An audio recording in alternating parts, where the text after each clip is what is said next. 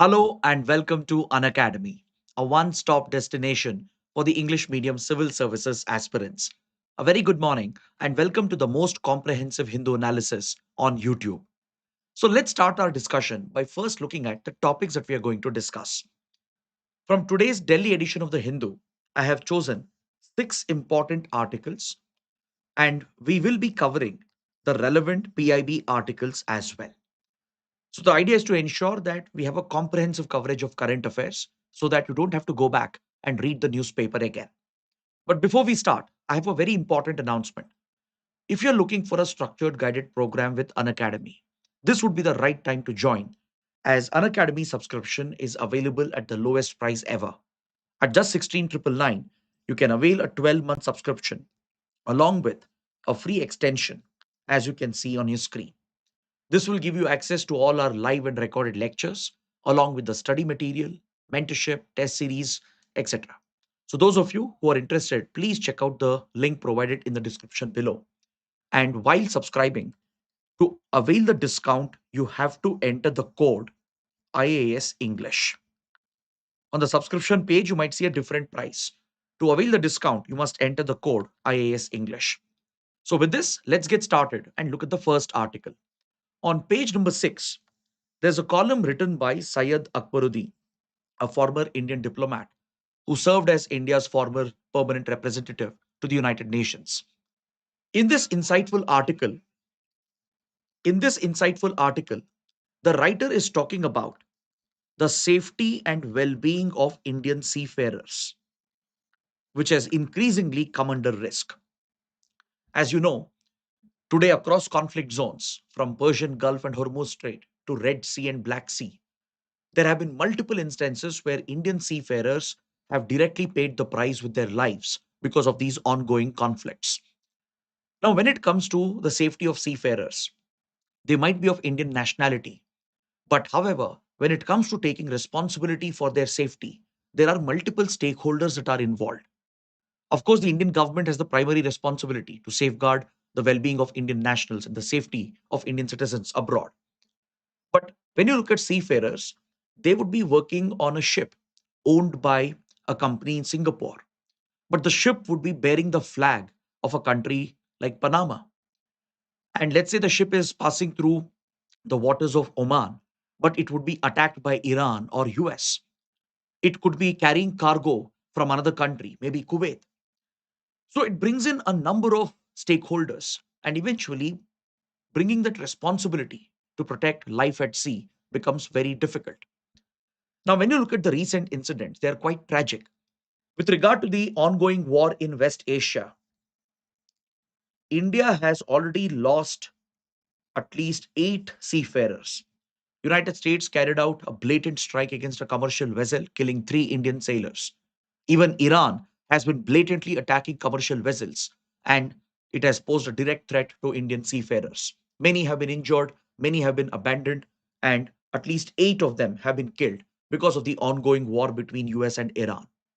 Recently, Russia struck a commercial vessel near the port of Odessa in Ukraine. 4 Indians were killed in this attack. Again, new reports have emerged that in another incident involving Russia and Ukraine, an, another attack has taken place and an Indian seafarer has been killed. So we at least have 13 reported deaths, confirmed deaths of Indian seafarers across these conflict zones.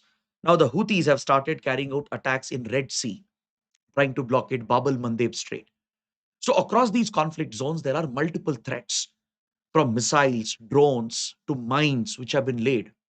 And you also have piracy from Gulf of Aden to West Africa and Gulf of Guinea, where Indian seafarers are at great risk. Yes, India has raised its diplomatic voice. We opposed the American strikes, the Russian attacks, even the Iranian attacks. We summoned their ambassadors, raised a diplomatic protest against them.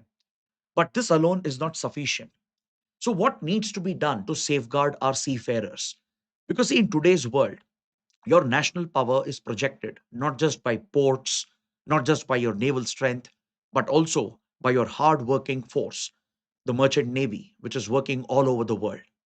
Because see, India is one of the biggest contributors to the shipping industry.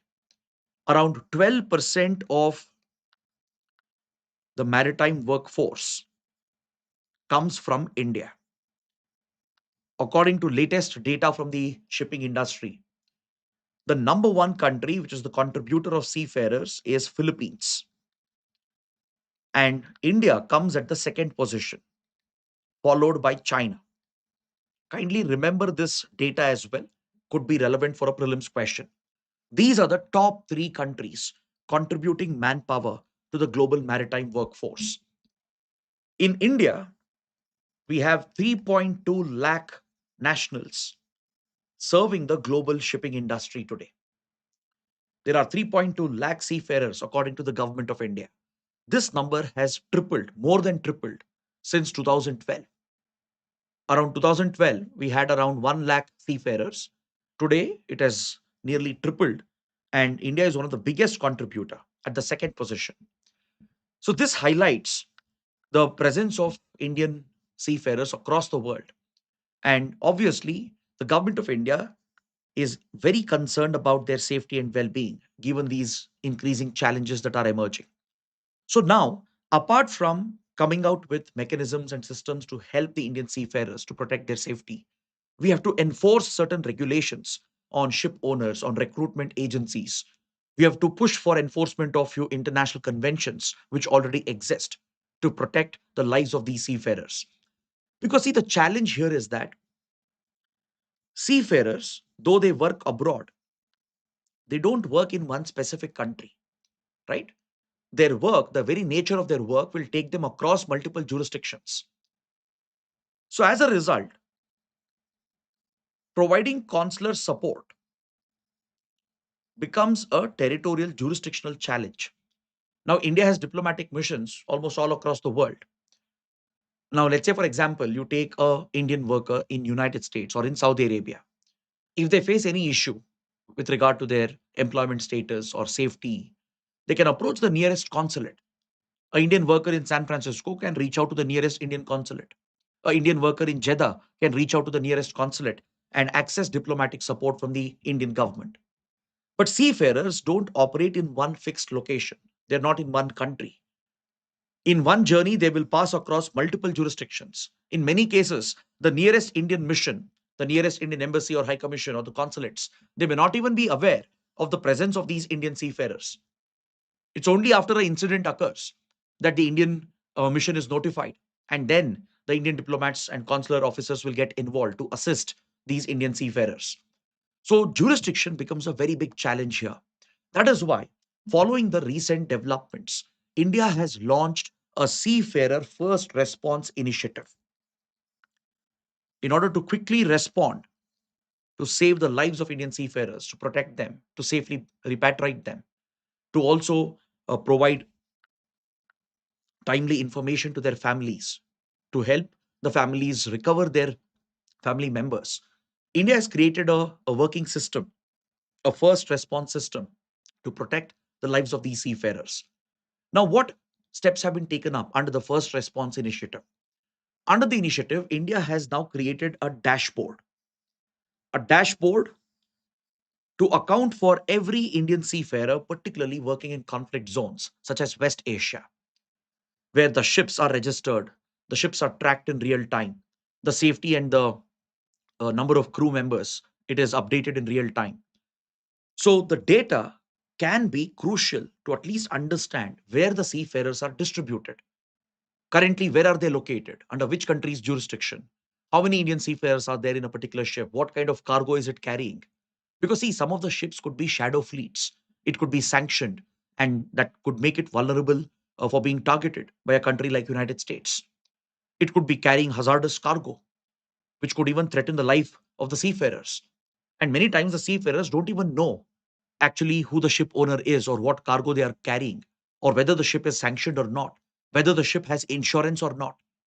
So that is why this dashboard will help the Indian authorities to keep a track of the deployment of Indian seafarers, their well-being, and as well as the ships and the cargo and the registration and the licenses that they carry. Along with that, India is now appointing a liaison officer for every affected family. Let's say a seafarer goes missing following an attack or an incident, the Indian government will appoint a liaison officer to be in touch with their family in India to ensure that they get up to date information regarding what efforts are being made to bring back and repatriate the family member. And if at all there's loss of life, how compensation would be arranged, or if at all they have to claim insurance, if they have to hold the shipping company accountable, right? For all these matters, a liaison officer is being provided from the government side. So a dashboard has been set up, a liaison officer has been set up, and Indian missions across this region have been put on very active mode to ensure that we provide the required assistance to the seafarers who are facing these challenges. But the thing is, we now need a maritime consular protocol, a dedicated protocol for offering consular services that would be implemented by Indian missions abroad. India is planning to designate dedicated officers. The writer is proposing this idea, pushing this idea forward. The government is considering this as well, to have designated officers who will liaise with local authorities, who can build networks and contacts with port authorities, with hospitals, lawyers, insurance companies, and the shipping companies and the cargo industry. So that in case of these incidents, the consular officials, the designated consular officials, can reach out and help the seafarers get the right support so that they can be evacuated on time. Or if they're injured, ensure that they get medical treatment, ensure they receive the right insurance, ensure they get legal support, and eventually repatriate them back to India. So, this is something India is considering. But the writer is also suggesting that we should push other countries to strictly follow and enforce the Maritime Labour Convention. The Maritime Labour Convention is one of the four pillars of international maritime law. When you look at international maritime law, there are four major conventions, which I'm going to explain a little while later. Now, this can be very, very important for your prelims. Given the developments that are happening, there can definitely be a question on the maritime law, especially the four pillars that constitute international maritime law. And Maritime Labour Convention is one of those pillars. It provides for the basic rights of the seafarers. So India can push other countries to ensure they honor their obligations. For example, the country where a ship is registered, a country whose flag is being flown by the vessel, they have an obligation to enforce these conventions and regulations on ship owners and the shipping industry. Now, when you look at other nations that have similar concerns like India, we have partners like Philippines, we have partners like Indonesia. They also face similar challenges as they contribute significantly to the global shipping workforce. So India can work with Philippines and Indonesia to bring pressure through International Maritime Organization and International Labor Organization. The IMO, which is the nodal international organization to deal with maritime issues, including safety of seafarers, and the International Labor Organization. India can work through these international organizations, rally support from Philippines, Indonesia, and other countries, and ensure that these global standards are followed and enforced across the world. Now, when you look at how seafarers are often deceived, duped by recruiting agencies or by the ship owners, usually they are kept in the dark. They don't know as to which ship they are being sent on, what cargo is it carrying, is it sanctioned or not, is there a history of that particular company abandoning the seafarers. That is why it is important for the government to enforce this on recruitment agencies. Recruitment agencies have to share clear cut information before seafarers are dispatched on these vessels. They should have access to basic information. They have a right to know actually who owns the vessel, where is it registered, is it sanctioned, does it have insurance, does it have a history of abandoning its crew before. Recently, the Directorate General of Shipping has prohibited around 300 plus vessels. It has prohibited the recruitment agencies from sending Indian seafarers on 300 plus vessels, which have a history of abandoning their crew. The DGES also has ordered the shipping industry to not deploy Indian seafarers to vessels going into Persian Gulf and Hormuz Strait. So these measures are being taken up. And now the time has come to implement this on the ground, ensure that shipping companies and the recruitment agencies don't violate the norms. If they violate, if they deceive and dupe the seafarers, if they keep them in the dark without revealing all the information to them, they should be penalized and appropriate legal action has to be initiated against them. That is exactly what the writer is arguing in this article. Now, when you look at the Maritime Labor Convention, I told you it's very, very important for your prelims. And in fact, all the four pillars of international maritime law can be very important. The Maritime Labor Convention was brought out by the International Labour Organization, the ILO. It's also popularly called the Seafarers' Bill of Rights. It guarantees a set of basic rights for seafarers who are employed at sea, who are working at sea. It sets minimum employment standards, safety standards to protect their health, provide proper living conditions, protect their wages. So, all these basic standards are laid out under the Maritime Labour Convention of the ILO, which is overseen and implemented by the International Maritime Organization. So, this is one of the four pillars of international maritime law. So, which are the other three? We have the SOLAS Convention, Safety of Life at Sea, then MARPOL Convention that deals with marine pollution, where vessels can cause pollution to the marine environment. Then we have the STCW Convention, Convention for Standards of Training, Certification, and Watchkeeping for Seafarers. It mainly focuses on training and certification programs when it comes to recruitment of seafarers. And the final, Maritime Labor Convention, which we just discussed. So, when you look at SOLAS or Safety of Life at Sea, please note that IMO brought this out in 1974 in its current form. But the initial SOLAS convention goes back to 1929, following the sinking of the Titanic in the early 1900s, where the shipping industry was placed under these regulations to ensure safety of life at sea, to ensure that vessels are fit and they undergo regular inspections and checks, and adequate safety measures are implemented.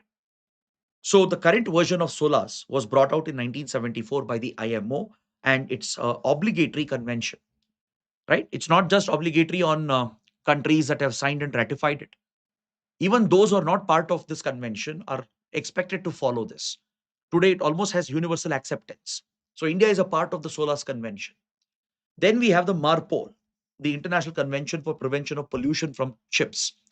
It was introduced in 1973 after the tragic oil spill incident, the Torrey Canyon oil spill of 1967, which is considered as one of the most disastrous oil spills and environmental disasters in history. So, under this, the shipping companies and other stakeholders are held accountable and responsible for any environmental pollution caused by the vessels in case of oil spill or leakage of hazardous substances into the marine environment.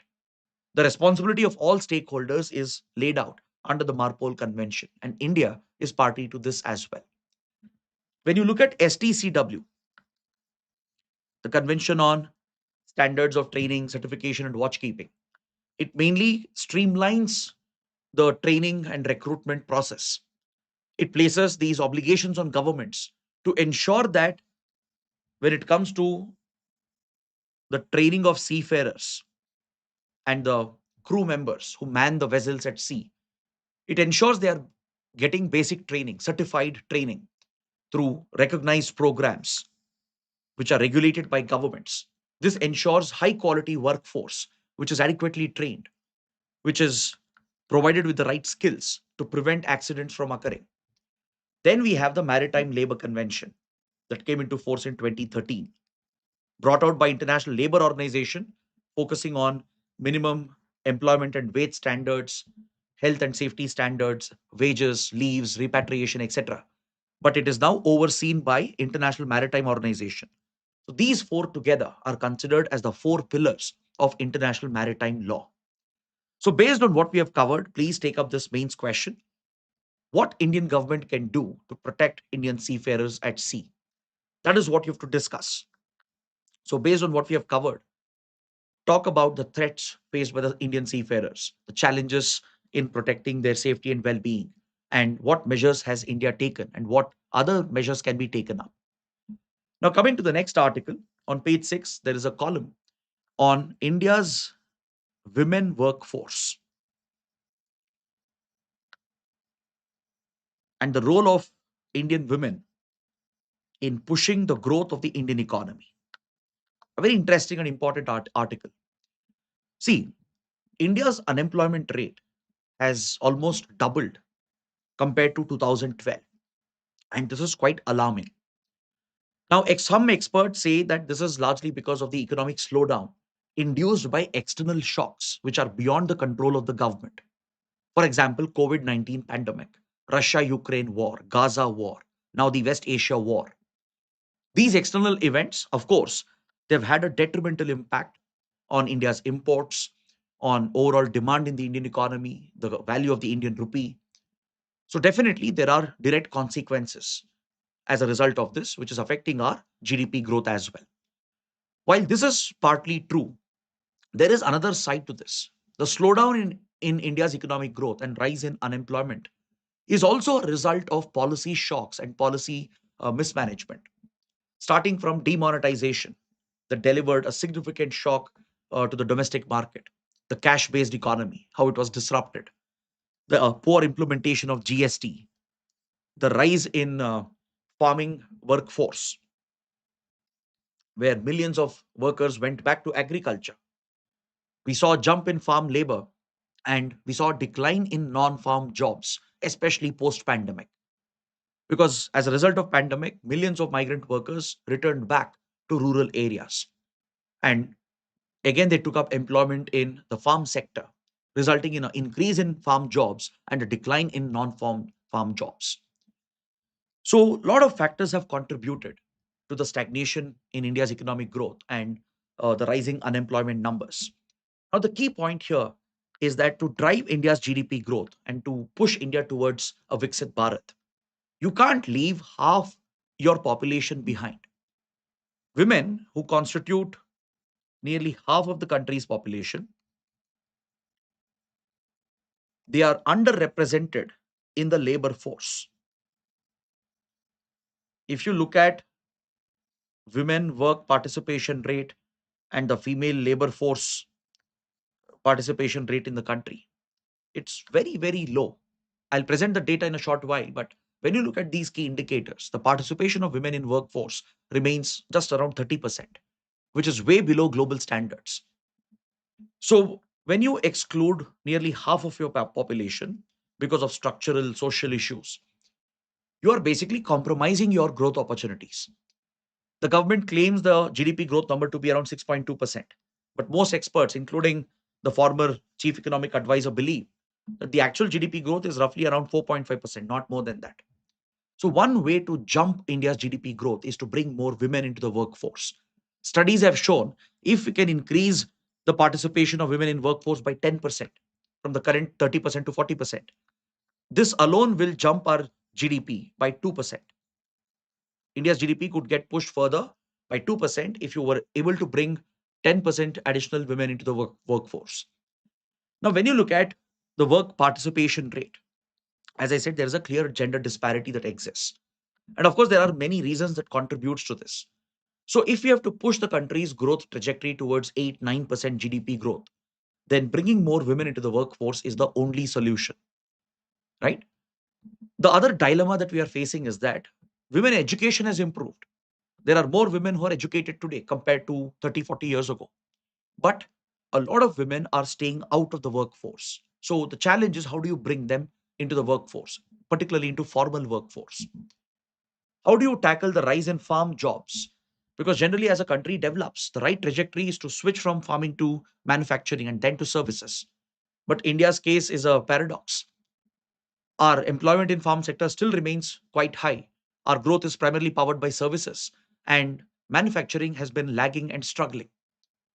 And we are seeing a reverse trend where workers from manufacturing and services are moving back to farming because of the distress which is present in the economy.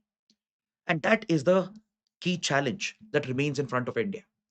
Now, when you look at the female labor force participation rate, as I said, it's just around 30%, which is way below the global standards, even when you compare similar peer countries with India. See, Nobel laureate Claudia Golden had argued in her paper that when you increase women participation in workforce in any company or in a country, in general in the society. When you provide for gender diversification in the workforce, it is proven to bring more efficiency, more creativity, and better growth and competitiveness. This is something that the Nobel laureate Claudia Goldin established through her research. So when you apply this at scale across the country, if you are able to bring in more women into workforce, there is nothing better than this for national productivity. To boost your national productivity, to boost your economic growth, to bring in more efficiency, creativity, and competitiveness. One of the best ways to do that is to ensure that more women participate in the workforce. So now the concern is, how do we do it? What are the benefits that will arise out of bringing more women into workforce? Right? What are the challenges present? How do we tackle them? Now, when you just look at the benefits, it will not only boost GDP growth, it will not only improve overall consumer demand. Think of this at the household level. If women bring more income into the family, it will overall improve the status of that family itself, from health to education to access to basic necessities. And it's again very well proven through empirical studies that women start earning, automatically child nutrition improves, healthcare in the family improves. And that is a clear outcome, a socio-economic outcome, a cascading effect, a domino effect that you can see. So now, when you compare India's female labor force participation rate, we stand with Saudi Arabia, Yemen, and other West Asian countries where women are actually pushed away from the workforce because of conservative religious and social practices. And that's not a good position to hold for India. So when you compare with other peers like, let's say, Brazil, China, India is still way behind. And there's a clear sign that we can do much, much better. Because see, when you look at the trend, let's say from 1980s till date, there is a U-shaped curve that you see with regard to the participation of women in our workforce. In 1980s and 1990s period, there was a big jump in the participation of women in workforce, especially in the farm sector, as more women entered agriculture to support their families. We saw a big jump in the participation of women in workforce in 1980s and 1990s. But from late 90s and early 2000s, we started seeing a big decline because mechanization of agriculture and the reduced demand for manual labor pushed women out of workforce in our agriculture sector. But this was a period where we were implementing important education schemes focused on education of the girl child. So from early 2000s till date, let's say in the last 2.5 decades, women education has definitely improved. The enrollment of the girl child in schools, number of women pursuing higher education has definitely jumped significantly. But you don't find the same number of women joining the workforce later. So where are the women going? Now the concern here is, when you look at the data with regard to women who are not in education at the same time who are not working, this number is increasing very, very significantly. Millions of Indian women are neither in the education system nor are they seeking work. And this has a lot to do with patriarchy in the society, the way our society has been structured. Now, when the COVID pandemic hit and when migrant workers were the most affected, millions of migrant workers, they went back to rural areas. And as a result, women were forced to take up the burden of agriculture. They were pushed into distress related work, right? Which is unpaid agricultural work, while men sought out other opportunities. Many of the men came back to urban areas post pandemic and they have been finding non form jobs. But the women who went back, most of them who stayed back in rural areas, are now expected to take up the higher burden of sustainable and subsistence agriculture. And that is not remunerative. They don't get paid for it. It's unpaid work. They're basically doing it because of family distress. So this is a fundamental problem which exists. Now, when you look at India's major job creating industries, you have information technology, finance, organized manufacturing. But however, they can never create jobs on a mass scale. For that, you need labor intensive industries. Labor intensive industries like textiles and garments, if they can create lakhs of jobs, that's where most women would get employed. Same with food processing and agro processing. Even with basic skills, women can be easily brought into food processing and agro processing, especially in the rural belt and in semi urban areas. So, across MSME industry, you have these labor intensive sectors where manufacturing led jobs have to be created. A classic success story here would be the state of Tamil Nadu. Even in this regard, you see a north versus south divide. Tamil Nadu, though it accounts hardly for 5 to 6% of India's population, it employs nearly 40% of India's women factory workers. Look at the incredible statistic. Because see, Tamil Nadu has invested heavily in education, in skilling, and more importantly, in manufacturing led employment. If you look at Tirupur, Coimbatore, how they have become hubs of clusters of textiles and garments. When you go to these towns, when you cities, you see that most employees in garment textile factories are women, generating lakhs of jobs. You go to Sri Perumbudur, where auto assembly manufacturing plants are located, electronic assembly plants are located. Most employees are women. So this is a model that other states should also replicate. In the Hindi belt, the article points out that the rate of women participation in labor force drops drastically.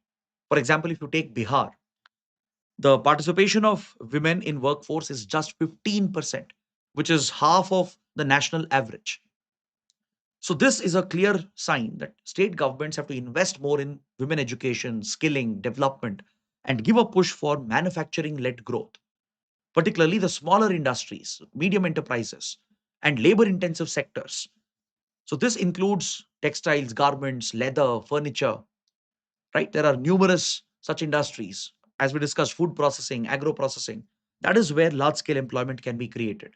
Because when you look at the number of young women in the 15 to 29-year age group who are neither in the education system nor they are seeking work, the numbers have increased very, very significantly. It was 70 million in 2004, jumped to 84 million in 2012. Now it is easily above 100 million. So if we can bring them into both education system and then into the workforce, look at the uh, contribution that would make. It would easily push up India's GDP by around 2%. So based on what we have covered, please take up this practice question. Now let's take up the next article. There's an editorial on page number 6 that focuses on India's first ever dengue vaccine.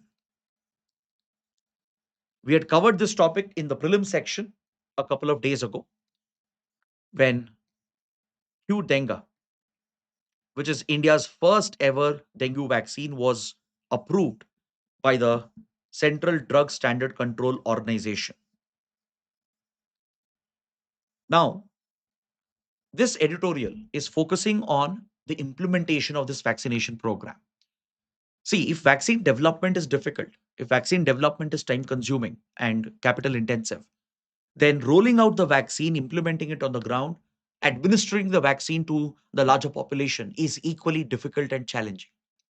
That is the key lesson that this editorial is trying to push.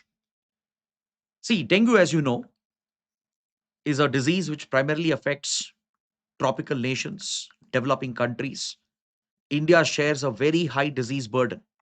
Almost one third of the global dengue burden is on India, with lakhs of cases being reported, several fatalities as well. And this also has to do with sanitation and hygiene. Because water stagnation, poor sanitation, poor hygiene will create a breeding ground for mosquitoes, the Aedes family of mosquitoes, which are the vectors of this disease, which carry the pathogen and primarily affects young citizens. It affects adults as well, those with comorbidities, senior citizens. So there is a very high disease burden, and the public health institutions take a larger load because most patients who get affected by dengue, they come from poor families, they come from urban slums, and that is where the disparity lies with regard to combating dengue. So a vaccine like Dengue could be seen as a solution because in many countries, dengue vaccine has already been rolled out. Its efficacy has been quite effectively proven. Safety, of course, has been established. So now India finally rolling out um, dengue vaccine could be a big weapon in our fight against this deadly disease. But however, it's not just about bringing a vaccine, granting regulatory approvals. It's about how it will be administered, how it would be actually implemented on the ground. That is where some big challenges are present. Because, see, right now, our population in tier 2, tier 3 cities, semi urban towns, and smaller cities, it is growing rapidly. And as the urban slum population increases, as hygiene sanitation becomes a bigger concern, the spread of Aedes mosquitoes will also increase, which means more outbreaks could be uh, common. So that's why focusing on successful implementation of this vaccine program is very critical. Now, the Dengue vaccine, it is designed through a live attenuated model where it actually carries a live version of the pathogen, right? And it is a tetravalent, it's a tetravalent vaccine. It can address four major serotypes which cause dengue. It can offer immunity against four major known serotypes. We have Dengue 1, Dengue 2, Dengue 3, Dengue 4, the four serotypes that are responsible for the infection. Now, the one concern here is that will the vaccine lead to antibody dependent enhancement? It has been seen with earlier versions of dengue vaccine that if it did not address all the serotypes at once and offer immunity against all serotypes at once, a secondary dengue infection could become more serious as your immune system would overreact, and that would become much more deadlier. So this occurred with earlier vaccine called Dengue, and especially across the world in Philippines, etc. It became a big controversy because administering the vaccine, it wouldn't offer immediate protection against all the serotypes, and those who already had a prior dengue infection, they would have immunity against that particular serotype. But if they were infected with a second type of serotype, then the infection would become more severe and more serious. But now the Dengue, which is developed by a Japanese biotech firm, Takeda Bioinformatics, it has been tested on all these concerns and challenges that previously existed. It is primarily designed to offer highest immunity against DenV2 serotype, which is the most common in India as well. But one challenge is there is a new serotype which is rising, the DenV3 serotype, which is increasing in India. So the efficacy of Dengue is still not completely established against DenV3 because clinical trials, human trials have shown that Dengue offers the highest protection against DenV2 followed by DenV1. But given the rising cases of DenV3 serotype, would it offer complete protection? That is a question and a challenge which needs to be addressed. And also, this requires two doses to be administered over a period of 3 months. So, the first dose alone will not give effective immunity and protection. So, before the second dose is administered, especially within 1 or 2 months after the first dose, the person would still be highly vulnerable to get infected by dengue. So, this again remains a challenge, especially during monsoon months. Let's say an individual got vaccinated with the first dose in June or July period. And by August, if they get an infection that could become severe, the person would not have complete immunity because the second dose would be given only after 3 months. Then another challenge here is ensuring that our migrant workforce is completely covered with 100% immunization. Because the migrant workforce is highly mobile and they are the ones who reside in probably urban slum areas or small towns and cities where the big outbreaks are reported. If you cannot ensure 100% coverage of your migrant population, then the immunization program will have major gaps. So, this is the policy gaps which we have to address, the challenges that will come up as we roll out the vaccine. And also, the cost will also matter. Since it is patented by a Japanese firm, right now the pricing structure is such that it's quite expensive. It's unaffordable for common man, and the government will have to negotiate a better price and make it affordable, make it available for the larger masses. So these are the challenges that India is going to face as we roll out the dengue vaccine. Next, United States has announced permanent 10% tariffs against Indian imports. See, after the US Supreme Court struck down Trump's tariffs as unconstitutional, Trump administration had levied a temporary tariff on all trade partners. Temporary tariff of 10% had been levied pending further review, and the US government had ordered a couple of investigations under the Trade Act. One investigation was into forced labor, whether a country is using forced labor to produce goods and then export them into the US. According to US, this is not just a human right violation. They also treat it as an unfair trade practice because countries like US and other developed nations have largely abolished forced labor. So countries, if they are making use of forced labor, it's not only seen as a human right violation, but it is also seen as an unfair trade practice as it gives those countries an advantage to produce more goods and export more. So US had launched an investigation into this. The second investigation was about excess production capacity, whether countries have deliberately built excess production capacity to drive exports. For example, how China has created excess manufacturing capacity to turn into the manufacturing powerhouse of the world, which gives it an unfair advantage.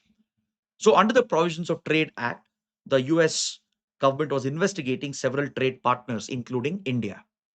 Even India was brought under this investigation. Now, the temporary 10% tariffs was all set to expire, right? It has just ended because it couldn't be implemented more than 150 days. And now, Donald Trump's administration has labeled several countries, including India, as countries that rely on forced labor to produce goods and then export them to the US. While the second investigation remains ongoing, as part of the first investigation, around 60 countries have been flagged by the US that use forced labor in their industry, and India has been included in that. And these countries are now being hit with a 10% tariff, a permanent 10% tariff. But the Indian industry is divided in their response. Some are critical of this, right? Because it amounts to US interference and US unfair trade practices against India, creating unfair trade barriers for Indian goods. But some are happy as well because there are other countries which have attracted tariffs of 12.5%. Since India had shown the willingness to act against forced labor, since India has legislations and enforcement mechanisms to tackle forced labor, and since India has also been engaging in talks with US for a trade agreement, the Trump administration had given a concession. So some industry experts believe 10% tariff is better instead of the 12.5%, but some are critical. So the trade policies of the Trump administration continues to pose a challenge for India.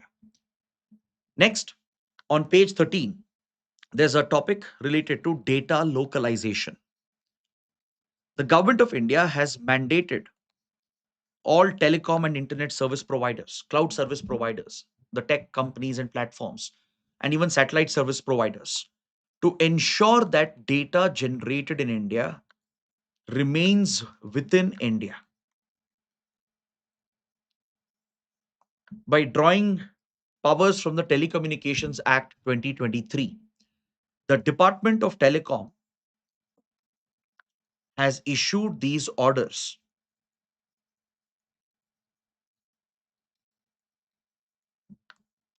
mandating all tech firms, telecom service providers, internet service providers, then even companies that operate mobile towers, those companies that provide cloud services, those companies that provide satellite based services, all of them, they have been directed by the telecom ministry to ensure that data generated in India is not shared abroad, is not sent outside of India.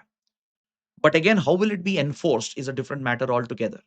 Because in today's world, especially where you have a dependency on Western software, Western hardware, most companies, especially the tech giants, They often store data in foreign servers. They take data out of India.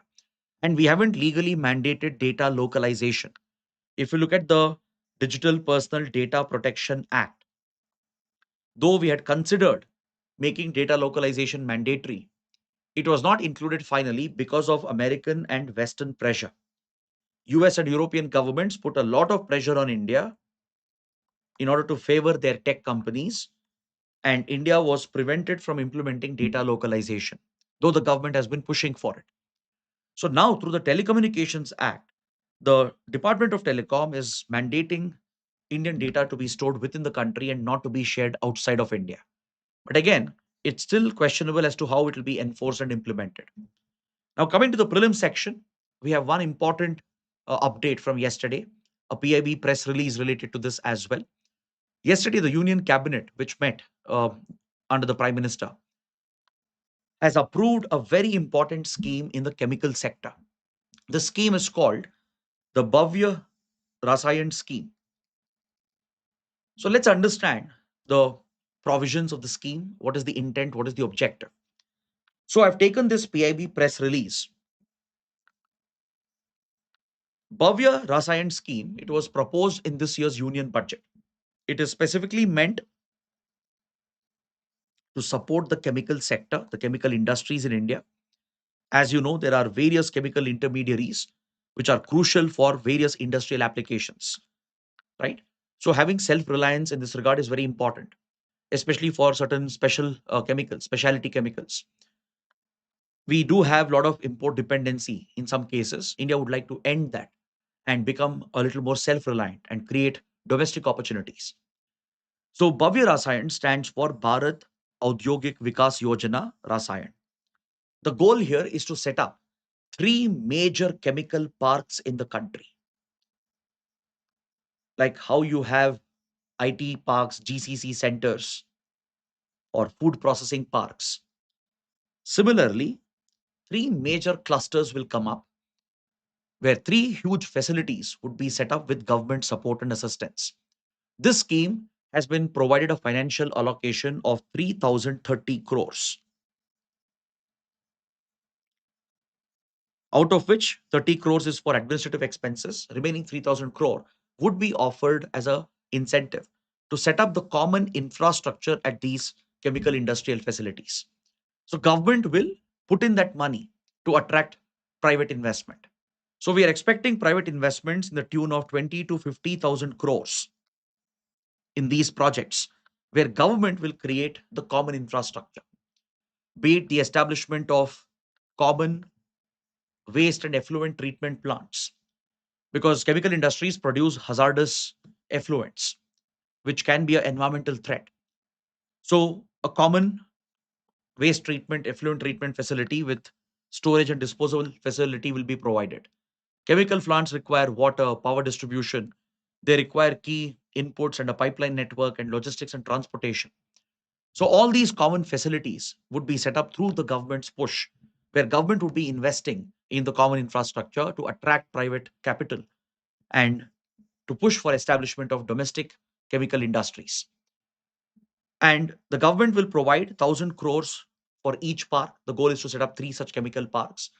But the state which will win the contract, the state government will be expected to contribute minimum 500 crores.